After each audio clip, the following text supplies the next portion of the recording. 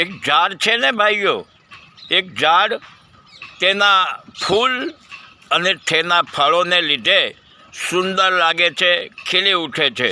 તેવી જ રીતે માણસ પણ તેના સુંદર અને સારા વિચારો અને તેનો સરસ અને સુંદર વ્યવહારથી સારો લાગે છે. કોઈ કહે છે કે હું રામને માનું છું, અમે રામને માનીએ છીએ. કોઈ વળી એવું કહે છે કે અમે કૃષ્ણને માનીએ છીએ. અને કોઈ એવું પણ કહે છે કે અમે તો ગૌતમ બુદ્ધને માનીએ છીએ.